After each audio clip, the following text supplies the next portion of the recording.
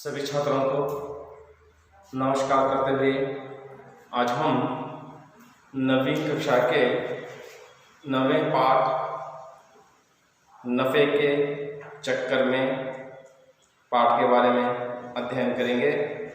नफ़े के चक्कर में इसकी विधा लोक कथा है। यह एक संकलित लोक कथा है। इस नफ़े के चक्कर में लोक कथा को हम अध्ययन करने से पहले इस लोक कथा के निहित आए हुए नए शब्दों को हम पहचान कर समझकर फिर हम इस पाठ की ओर चलें तो हमें बहुत आसानी से इस पाठ मालूम हो जाएगा। तो छात्रों, पृष्ठ संख्या 75 में देखें, नफ़े के चक्कर में पाठ के जो नए शब्द हैं उन शब्दों को हम पहचान कर अध्ययन करके इस पाठ की ओर चलें तो बहुत आसानी से हमें पाठ समझ आ जाएगा। तो देखिए, सभी छात्र अपने अपनी पुस्तकें खोलकर पृष्ठ संख्या 75 में देखें। नफ़े का चक्कर, यह शब्द इस पाठ में है क्योंकि इस पाठ का शीर्षक भी है नफ़े के चक्कर में। तो यहाँ पर देखिए, पहला शब्द है नफ़े का चक्कर। इसका अर्थ हो गया लाभ के पीछे भागना। ನಾವು ಕನ್ನಡದಲ್ಲಿ ಹೇಳಬೇಕಾದರೆ ಲಾಭಕ್ಕೋಸ್ಕರ ಬಡಿದಾಡುವುದು ಅಥವಾ ಲಾಭದ ಹಿಂದೆ ಓಡುವುದು ಎಂದರ್ಥವಾಗುತ್ತೆ। और एक शब्द है नारियल, ಎಳನೀರು ಅಥವಾ ತೆಂಗಿನಕಾಯಿ ಅಂದ್ರೆ ನಾವು ಹೇಳಬಹುದು। और छड़ी,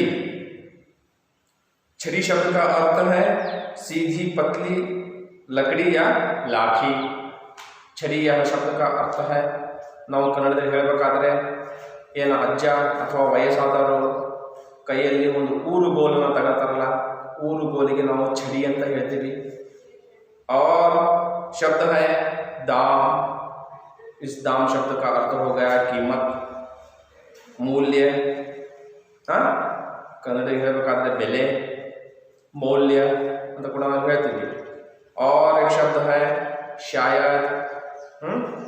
शायद ಅಂದರೆ ಬಹುಶಃ, ಸಂಭವತಃ, संभवतः ನಾವು ಹೇಳ್ತೀವಿ। और बंदरगाह, यह शब्द इस लोक कथा में आया है। इसका अर्थ है समुद्र का तट जहाँ जहाज रुकते ठहरते हैं। बंदरगाह, इसका अर्थ है समुद्र का तट, जो वहाँ पर समुद्र के तट पर जहाज रुकते और ठहरते हैं। ನಾವು ಕನ್ನಡದಲ್ಲಿ ಹೇಳಬೇಕಾದ್ರೆ ಸಮುದ್ರದ ಒಂದು ದಡ, ಆ ಸಮುದ್ರದ ದಡದಲ್ಲಿ ಹಡಗುಗಳು ಬಂದು ನಿಲ್ಲುವಂತಹ ಮತ್ತು ಹೋಗುವಂತಹ ಒಂದು ಸ್ಥಳ, ಅದಕ್ಕೆ ನಾವು ಹಿಂದಿಯಲ್ಲಿ ಬಂದರಗಾಹ ಅಂತ ಹೇಳ್ತೀವಿ। और टांग, एक टांग शब्द आया हुआ है। इसका अर्थ है पैर ಅಂದ್ರೆ ಕಾಲು, पाव ಅಂತ ಕೂಡ ಹೇಳ್ತೀವಿ ಹಿಂದಿಯಲ್ಲಿ।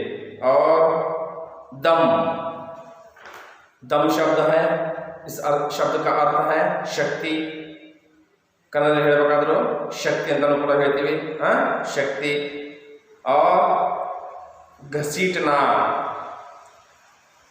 घसीटना शब्द का अर्थ है जमीन से रगड़ते हुए खींचना। जमीन से रगड़ते हुए खींचना।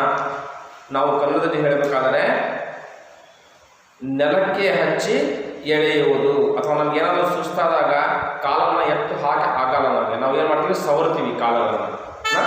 ಸವರುವಂಥದ್ದಕ್ಕೆ ಏನಂತೀವಿ ಇಲ್ಲೇ घसीटನ ಅಂತ ಹಿಂದಿಯಲ್ಲಿ ಹೇಳ್ತೀವಿ, ಸರಿನಾ? ಆಮೇಲೆ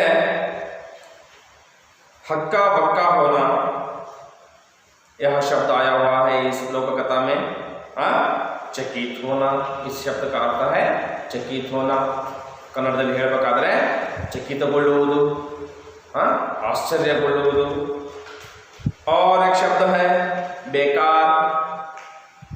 इसका अर्थ हो गया व्यर्थ, कन्नड़ದಲ್ಲಿ ಹೇಳಬೇಕಾದ್ರೆ व्यर्थ, व्यय। और सौदा यह शब्द है, इस शब्द का अर्थ है व्यापार। कन्नड़ದಲ್ಲಿಯೂ ಕೂಡ ನಾವು ವ್ಯಾಪಾರ ಅಂತ ಹೇಳ್ತೀವಿ, ಉದ್ಯೋಗ, ವ್ಯಾಪಾರ।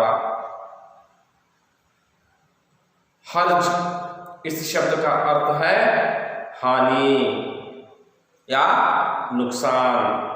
ಕನ್ನಡದಲ್ಲಿ ಹೇಳಬೇಕಾದ್ರೆ ನಮಗೆ ಹಾನಿ ಅಂತ ಕನ್ನಡದಲ್ಲಿ ಹೇಳ್ತೀವಿ, ಮತ್ತು ಲುಕ್ಷಾಣಿ ಅಂತ ಆಯಿತು ಅಂದರೆ ನಮಗೆ ನುಕ್ಸಾನ್ ಆಯಿತು ಅಥವಾ ಹಾನಿ ಆಯಿತು, ಲಾಭವಾಗಲಿಲ್ಲ ಅಂತ ಹೇಳ್ತೀವಿ, ಹೌದಾ।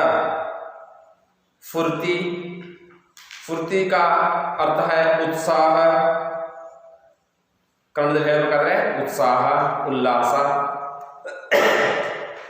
और मुक्त शब्द है, इसका अर्थ है मुफ्त। मुफ्त शब्द का अर्थ है निःशुल्क। कन्नडದಲ್ಲಿ ಹೇಳಬೇಕಾದ್ರೆ ಉಚಿತ, ಫ್ರೀಯಾಗಿ ಅಂತ ನಾವು ಹೇಳ್ತೀವಿ। और फूले न समाना, फूले न समाना इस शब्द का अर्थ है अधिक प्रसन्न होना, अत्यंत संतोषಗೊಳ್ಳುವುದು। फूले न समाना इसका अर्थ है कन्नड़ अर्थ अत्यंत संतोषಗೊಳ್ಳುವುದು। झूलना इसका अर्थ है लटकना। ಕನ್ನಡದಲ್ಲಿ ಹೇಳಬೇಕಾದರೆ ಜೋತಾಡುವುದು, ಕನ್ನಡದಲ್ಲಿ ಹೇಳಬೇಕಾದ್ರೆ ಜೋತಾಡುವುದು ಅಥವಾ ನೇತಾಡುವುದು। मामला इस शब्द का अर्थ है विषय। ಕನ್ನಡದಲ್ಲಿ ಕೂಡ ಹೇಳ್ತೀವಿ ನಾವು ವಿಷಯ, ವಿಷಯ ಅಂತ ಹೇಳ್ತೀವಿ, ವ್ಯವಹಾರ ಅಂತಲೂ ಕೂಡ ಹೇಳ್ತೀವಿ। मामला इस शब्द का अर्थ है विषय या व्यवहार। मेहरबानी, मेहरबानी एक शब्द आया हुआ है इस लोक कथा में। इस मेहरबानी शब्द का अर्थ है कृपा। ಕನ್ನಡದಲ್ಲಿ ಹೇಳಬೇಕಾದರೆ ಕೃಪೆ, ಆಶೀರ್ವಾದದಿಂದ, ನಿಮ್ಮ ಕೃಪೆಯಿಂದ ಅಂತ ಹೇಳ್ತೀವಿ ನಾವು, ಸರಿನಾ। और कसकर, इस शब्द का अर्थ है मजबूती से। ಅಂದರೆ ಕನ್ನಡದಲ್ಲಿ ಹೇಳಬೇಕಾದರೆ ಗಟ್ಟಿಯಾಗಿ, ಗಟ್ಟಿಮುಟ್ಟಾಗಿ ಅಂದರೆ ಜೋರಾಗಿ, ಗಟ್ಟಿಯಾಗಿ ಅಂತ ಹೇಳ್ತೀವಲ್ಲ ಹಾಗೆ। और पसीना पसीना होना इस शब्द का अर्थ है भयभीत होना। ಕನ್ನಡದಲ್ಲಿ ಹೇಳಬೇಕಾದರೆ ಬೆವರು ಹರಿಸುವುದು ಅಥವಾ ಭಯಗೊಳ್ಳುವುದು। ನೋಡಿ, ನಮಗೆ ಭಯಗೊಂಡಾಗ ನಾವು ಹೇಳ್ತೀವಿ ನಮಗೆ ಬೆವರು ಬರುತ್ತೆ, ಹಾಗಾಗಿ ಭಯಗೊಳ್ಳುವುದು। और अंत में एक शब्द है चकराना। चकराना यह शब्द का अर्थ है, चकराना शब्द का अर्थ है घूम जाना, घूम जाना। ಇವು ಈ ಲೋಕಕಥಾ ಪಾಠದಲ್ಲಿ ಬರ್ತಕ್ಕಂಥ ಹೊಸ ಶಬ್ದಗಳು ಅಥವಾ ಶಬ್ದಾರ್ಥಗಳು, ಹೊಸ ಶಬ್ದಗಳ ಅರ್ಥ। ಈಗ ನಿಮಗೆ ಈ ನಫೆ ಕೆ ಚಕ್ಕರ್ ಮೇ ಪಾಠದಲ್ಲಿ ಬರ್ತಕ್ಕಂಥ ಹೊಸ ಶಬ್ದಗಳ ಪರಿಚಯವಾಯಿತು। ಹಾಗಾದರೆ ನಾವು ಪಾಠದ ಕಡೆ ಹೋಗೋಣ। ಅದಕ್ಕಿಂತ पूर्वದಲ್ಲಿ किसी भी पाठक या कवि का पद या गद्य लिखने से पहले आशय होता है, तो यहाँ पर भी यह एक संकलित लोककथा का भी यह आशय है। तो मैं आप छात्रों को बताता हूँ, इस लोककथा का संकलित नफे के चक्कर में लोककथा का आशय यह है कि आदमी अपनी मेहनत से जो प्राप्त करता है वही उसके हाथ लगता है। बिना परिश्रम किए किसी भी वस्तु को पाने की इच्छा करना लालच कहलाती है। तो छात्रों, आप सभी को इस बात का ज्ञात भी है, शायद कुछ लोगों को अनुभव भी हुआ होगा। समझता हूँ जो हम परिश्रम करके जिस चीज को पाते हैं, जिस वस्तु को लेते हैं, बस वही वस्तु, वही चीज हमारी होती है। किसी के परिश्रम यानी बिना परिश्रम के हमने किसी भी एक वस्तु या चीज को पाने की इच्छा रखते हैं तो वह लालच कहलाती है। देखिए, इस कहानी में नफे के चक्कर में पड़े एक व्यक्ति की दशा का वर्णन अत्यंत मनोविनोद रूप में वर्णित है। इस एक लोक कथा में भी आपको पता चल जाएगा कि एक व्यक्ति जिस तरह नफे के पीछे लगा हुआ है और उसकी दशा कहाँ पहुंच जाती है, इसका आपको ज्ञात इस लोक कथा में हो जाएगा। इस संकलित लोक कथा में नफे के चक्कर में आपको मालूम हो जाएगा। तो चलिए छात्रों, मैंने आपको बताया जो परिश्रम से लेता है वस्तु, जो अपनी स्वयं परिश्रम के साथ जो चीज या वस्तु लेता है बस वही चीज अपनी होती है। बिना परिश्रम के किसी दूसरे के वस्तु या चीज को हम लेना चाहते हैं, लेने की इच्छा रखते हैं तो वह लालच कहलाती है। यहाँ पर भी इस पाठ में भी एक व्यक्ति लालच के पीछे पड़कर किस दिशा में पहुंच गया वह इस पाठ में आपको मालूम हो जाएगा। तो छात्रों, पृष्ठ संख्या 71 देखिए सभी लोग। एक दिन बाबू भाई को नारियल खाने का मन हुआ। उसके बारे में सोचते ही बाबू भाई ने अपने होठों को चटकारा। वाह, क्या मीठा मीठा सा स्वाद होगा। देखिए, एक दिन बाबू भाई नामक व्यक्ति को नारियल खाने का मन हुआ, अर्थात उसे यह एहसास हुआ कि मुझे अब नारियल खाना है। नारियल खाने की उसमें इच्छा उत्पन्न हो गई और उसने सोचते सोचते ही अपने होठों को चटकारा। इस प्रकार अपने होठों को चटकारा और कल्पना से सोचने लगा कि वाह, कितना मीठा होगा वह नारियल। इस प्रकार कल्पना से वह सोचा, और लेकिन एक छोटी सी समस्या थी। घर में तो एक भी नारियल नहीं था। ओहो, अब मुझे बाजार जाना पड़ेगा और पैसे भी खर्च करने पड़ेंगे। जूते पहनकर, छड़ी उठाकर बाबू भाई निकल पड़े। देखिए, लेकिन एक समस्या थी। बाबू भाई को नारियल खाने का तो मन हो गया। वह कल्पना करके अपने होठों को चटकारा और कितने मीठे मीठे के स्वाद का अनुभव करने लगा, सिर्फ कल्पना के रूप से। और बाबू भाई को एक छोटी सी समस्या थी। क्या समस्या थी? यह समस्या थी कि उसके घर में नारियल नहीं था। और फिर सोचा, ओ, अब मुझे बाजार जाना पड़ेगा और बाजार में नारियल खरीदने के लिए कुछ पैसे भी खर्च करने पड़ेंगे। यह सोचकर बाबू भाई ने अपने जूते पहन लिए और अपने हाथ में एक छड़ी लिए और निकले बाजार की ओर नारियल खरीदने के लिए। बाजार में लोग अपने अपने कामों में लगे थे। देखते पूछते वे नारियल वाले के पास पहुंच गए। जब बाबू भाई बाजार पहुंच गए तो सभी व्यापारी, तो सभी वहां पर अपने माल बेचने वाले लोग अपने अपने कामों में लगे हुए थे। और तब बाबू भाई ने सभी को नारियल के दाम पूछते पूछते एक नारियल वाले के पास पहुंच गए। ए नारियल वाले, नारियल कितने में दोगे? बाबू भाई ने पूछा। देखो भाई, ए नारियल वाले, तुम यह नारियल कितने में दोगे? यह बाबू भाई ने नारियल वाले से पूछा। तो नारियल वाले ने कहा, बस 2 रुपये में काका। बाबू भाई ने आंखें फैलाकर कहा, बहुत ज्यादा है, 1 रुपए में दे दो। तब बाबू भाई ने एक नारियल वाले से पूछा कि नारियल वाले भाई, यह नारियल कितने में दोगे? तो बाबू भाई की बात सुनकर नारियल वाले ने कहा, 2 रुपए में 1 नारियल दूंगा काका। इस प्रकार कहा तो बाबू भाई के आंखें फैलाकर, वाह, बहुत ज्यादा है दाम, बहुत ज्यादा रकम आप बोल रहे हो, हाँ, मुझे 1 रुपए में 1 दे दो। इस प्रकार बाबू भाई ने नारियल वाले से कहा। नारियल वाले ने कहा, ना जी ना, 2 रुपए सही दाम, ले लो या छोड़ दो। ठीक है, बाबू भाई बड़बड़ाई।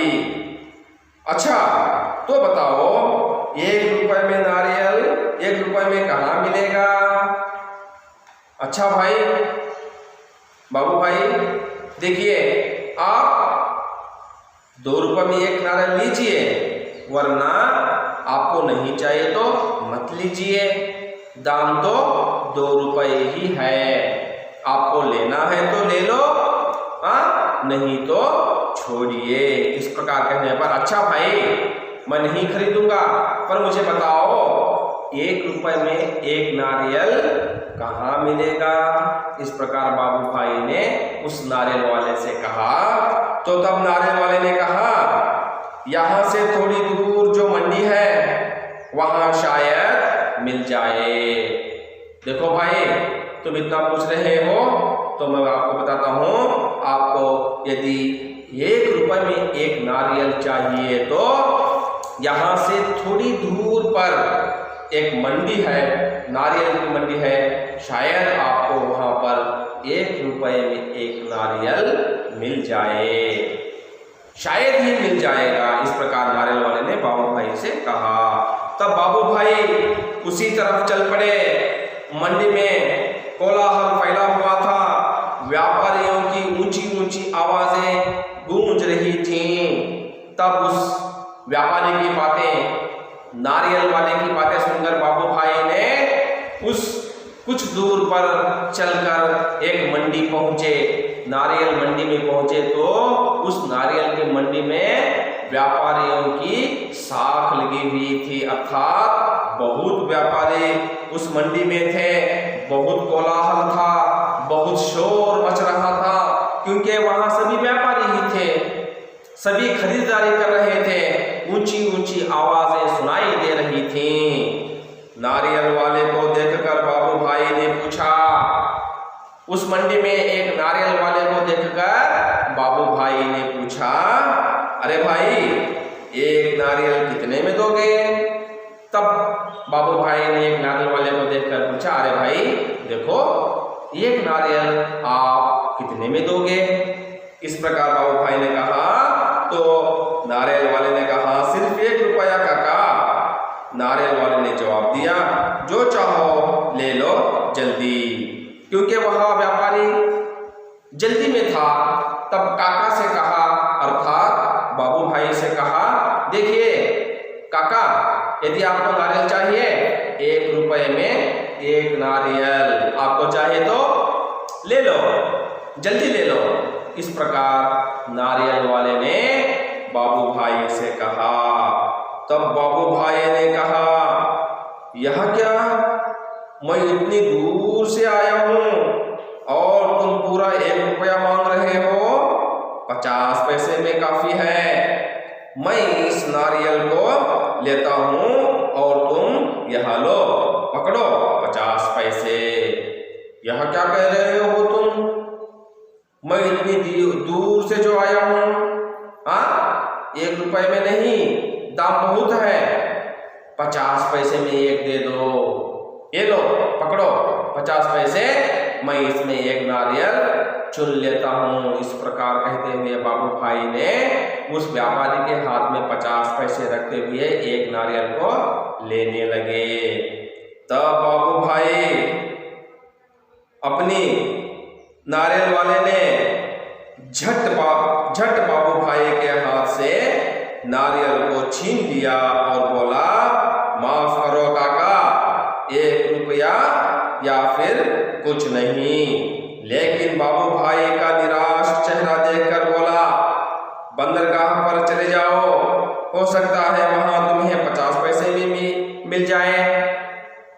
तब बाबू भाई ने 50 पैसे उस व्यापारी के हाथ में रखते हुए कहा, नहीं भैया, आप 1 रुपया कह रहे हो, बहुत ज्यादा दाम बोल रहे हो, अधिक रकम बोल रहे हो, नहीं, आप मुझे 50 पैसे में 1 दे दो। इस प्रकार कहते हुए बाबू भाई ने उस व्यापारी के हाथ में 50 पैसे रखते हुए एक नारियल लेने लगे तो उस व्यापारी ने झट से बाबू भाई के हाथ से नारियल छीन लिया और कहा, ना काका ना, यहाँ सिर्फ 1 रुपया, तो बस 1 रुपया ही, उससे कम आपको यहाँ पर नारियल नहीं मिलेगा। इस प्रकार झट से व्यापारी ने बाबू भाई के हाथ से नारियल छीना और इस प्रकार कहने पर बाबू भाई का चेहरा उदास चेहरा देखकर स्वयं उस व्यापारी ने बाबू भाई से कहा, यदि आपको 50 पैसे में 1 नारियल चाहिए तो वहां बंदरगाह पर जाइए, शायद आपको वहां पर 50 पैसे में 1 नारियल मिल जाएगा। इस प्रकार उस व्यापारी ने बाबू भाई से कहा। बाबू भाई अपनी छड़ी से टेक लगाकर सोचने लगे, आखिर 50 पैसे तो पूरे 50 पैसे हैं, वैसे भी मेरी टांगों में अभी भी दम है। तब उस व्यापारी की बातें सुनकर बाबू भाई के मन में फिर से लालची उत्पन्न हो गई। तब उन्होंने सोचा, मुझ में अभी शक्ति है, अभी मुझे दम है, क्यों ना मैं बंदरगाह चले जाऊं, वहां पर मुझे 50 पैसे में 1 नारियल मिल जाएगा। इस लालची को सोचते हुए अपनी छड़ी उठाकर बाबू भाई ने फिर से बंदरगाह की ओर चल पड़े। पैरों को घसीटते हुए बाबू भाई चलने लगे। सागर के किनारे एक नाव वाला बैठा था, उसके सामने 2-4 नारियल पड़े थे। अरे भाई, 1 नारियल कितने में दोगे? बाबू भाई ने पूछा और कहा, ये तो काफी अच्छे दिखते हैं काका, यहाँ कोई पूछने वाली बात है, केवल 50 पैसे, नाव वाले ने कहा।